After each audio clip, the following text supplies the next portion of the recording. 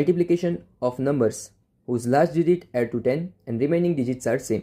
એટલે કે એવી બે સંખ્યાનો આપણે ગુણાકાર કરવો છે કે જેના એકમના અંકોનો સરવાળો 10 થતો હોય અને એકમના અંક સિવાયના બાકીના અંકો સરખા રહેતા હોય. મતલબ કે જો આપણે 66 ગુણ્યા 64 કરીએ તો અહીંયા આગળ જોઈ શકો છો કે જે એકમના સ્થાન પર રહેલા જે અંક છે એ બંનેનો સરવાળો 10 થાય છે અને એના સિવાયના જે અંક છે એ બંને સંખ્યામાં સરખા છે. તો આના માટેની ટ્રીક છે કે જે એકમના સ્થાન પર રહેલા જે અંક છે એ બંનેનો આપણે કરી દઈશું ગુણાકાર અને એનો જે જવાબ આવશે 6 ચોક 24 આપણે અહીંયા લખી દઈશું. ત્યારબાદ એકમના સ્થાન સિવાયની જે સંખ્યા વધે છે એને તરત પછી આવતી સંખ્યા એટલે કે 6 તરત પછી 7 આવે તો એ બંનેનો ગુણાકાર 6 × 7 = 42 આપણે અહીંયા લખી દઈશું. તો 66 ગુણ્યા 64 કરશો તો એ 4224 મળશે. સેમ એ જ રીતે જો આપણે 72 ગુણ્યા 78 કરીએ, અહીંયા બી જોઈ શકો છો કે એકમના સ્થાન પર રહેલા અંકોનો સરવાળો 10 થાય છે. તો ટ્રીક એ કહે છે કે એકમના સ્થાન પર રહેલી બંને સંખ્યાનો આપણે ગુણાકાર કરીશું તો 2 × 8 = 16 થશે અને આપણે અહીંયા લખીશું.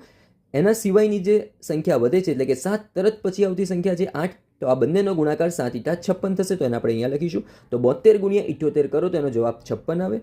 આ જ ટ્રીકની મદદથી તમે બે અંકની સંખ્યાનો પણ ગુણાકાર આરામથી કરી શકો છો. એટલે કે 106 ગુણ્યા 104 આપેલા હોય તો એકમના સ્થાન પર રહેલા અંકોનો પહેલા ગુણાકાર કરી દઈએ. 6 ચોક 24 એને આપણે અહીંયા લખીશું. બાકી રહેલી સંખ્યા 10 ગુણ્યા 11 કરો તો 110 થઈ જશે. તો મતલબ જવાબ આવશે 11024.